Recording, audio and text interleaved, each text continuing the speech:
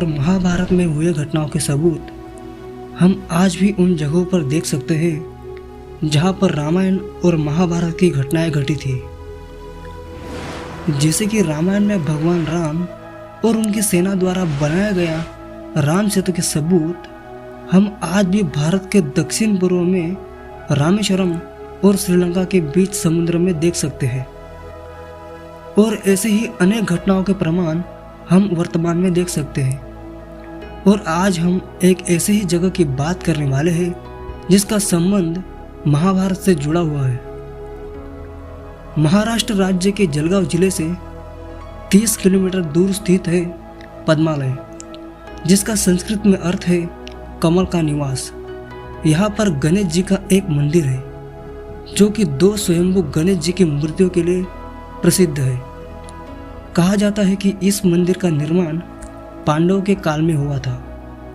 मुख्य मंदिर से 900 मीटर दूर जंगल के बीच मौजूद है भीम कुंड, और कहा जाता है कि इस कुंड का निर्माण स्वयं महाबली भीम ने किया था।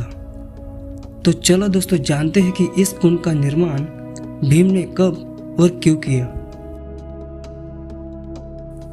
महाभारत में दुर्योधन और उनके मामा शकुनी हमेशा ही पांडवों को मारने के लिए नए नए षड्यंत्र रचते रहते थे, क्योंकि युधिष्ठिर सारे भाइयों में सबसे बड़े थे तो राज्य पर उन्हीं का अधिकार था। और भीष्म पितामह युधिष्ठिर के राज्याभिषेक की इच्छा जता चुके थे। तो दुर्योधन ने पांडवों को मारकर राज्य का सिंहासन हथियाने के लिए मामा शकुनी के साथ मिलकर एक योजना बनाई। दुर्योधन ने वारणावत नामक एक जगह पर पुरोचन नामक एक शिल्पी की मदद से एक महल बनवाया जिसका नाम था लाक्षागृह। यह पूरा महल लाख, चर्बी और सूखी घास की मदद से बनवाया गया था ताकि महल में आग लगाते ही पूरा महल चुटकी में जलकर राख हो जाए।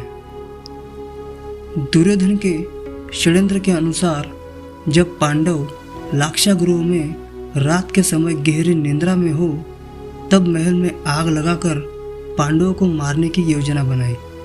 दुर्योधन ने अपनी योजना को सफल बनाने के लिए अपने पिता को भी अपनी बातों में फंसा लिया था। दुर्योधन ने अपने पिता से कहा कि पिताजी, अगर एक बार युधिष्ठिर को राज्य सिंहासन मिल गया तो राज्य सदा के लिए हमारे हाथ से निकल जाएगा और हम सदा के लिए पांडवों के सेवक बन के रह जाएंगे। दुर्योधन को समझाते हुए धृतराष्ट्र ने कहा कि युधिष्ठिर सारे भाइयों में सबसे बड़ा है, इसलिए राज्य पर उसी का अधिकार है। धृतराष्ट्र की बात सुनकर दुर्योधन ने कहा कि पिताजी, मैंने इसका प्रबंध कर लिया है, आप बस किसी तरह पांडवों को वारावत जाने का आदेश दीजिए। दुर्योधन की बातों में आकर धृतराष्ट्र ने पांडवों को वारणावत जाने का आदेश दिया और धृतराष्ट्र के आदेश का पालन करते हुए युधिष्ठिर, मां कुंती और अपने भाइयों के साथ वारणावत जाने के लिए निकल पड़े। लेकिन विदुर को दुर्योधन के षड्यंत्र का पता चल गया था, जो कि कौरव और पांडवों के काका थे और हमेशा ही पांडवों का समर्थन करते थे। वारणावत जाते समय पांडवों की भेंट विदुर से हुई। विदुर ने दुर्योधन के षड्यंत्र के बारे में पांडवों को बता दिया और सावधान रहने को कहा। विदुर ने पांडवों से कहा कि महल के अंदर से जंगल तक जाने के लिए एक सुरंग बना लेना, क्योंकि संकट आने पर महल से सुरक्षित बाहर निकल सको। अपने बचाव के लिए पांडवों ने सुरंग बनाने का काम शुरू कर दिया और कुछ ही दिनों में सुरंग बनकर तैयार हो गई। सुरंग बनने के बाद एक दिन युधिष्ठिर ने भीम से कहा कि अब दुष्ट पुरोचन को इसी लाक्षागृह में जलाकर हमें यहाँ से निकल जाना चाहिए। भीम ने उसी रात पुरोचन को बंदी बना लिया और महल में आग लगाकर पांडव और माता कुंती सुरंग के रास्ते सुरक्षित जंगल की ओर निकल गए। और कई दिनों तक जंगल में भटकने के बाद माता कुंती और पांडव एक गांव में आ पहुंचे और उन्होंने उस गांव में रहने का फैसला किया। उस गांव का नाम था एक चक्र नगरी। उस गांव में कुछ दिनों से एक राक्षस का आतंक छाया हुआ था जिसका नाम था बकासुर। उस गांव से थोड़ी दूर एक जंगल था जहां बकासुर रहता था और भूख लगने पर बकासुर गांव की तरफ आता और रास्ते में आने वाले पशु और इंसानों को मारकर खा लेता। इस कारण गांव में डर का माहौल छाया हुआ था। एक दिन गांव वालों ने बकासुर से बात करने का फैसला किया और एक दिन गांव के लोग जंगल में गए और बकासुर से बात करने के बाद एक समझौता किया। सप्ताह में एक बार उसे गाड़ी भरकर भोजन, 2 बैल और एक आदमी भेजेंगे। बदले में बकासुर गांव पर हमला नहीं करेगा और बाकी गांव वालों को छोड़ देगा। एक दिन माता कुंती ने एक परिवार को रोते हुए देखा तो उनके पास जाकर माता कुंती ने उनके रोने का कारण पूछा। तो परिवार वालों ने कहा कि हमारे गांव में कुछ दिनों से एक राक्षस का आतंक छाया हुआ है। वह राक्षस गांव में आकर भेड़, बकरी और इंसानों को खा लेता था। तो गांव वालों ने उस राक्षस से एक समझौता किया कि हर सप्ताह गांव का एक परिवार गाड़ी भरकर भोजन, 2 बैल और अपने परिवार का एक सदस्य उसके पास भेजेगा। और आज हमारे परिवार की बारी है।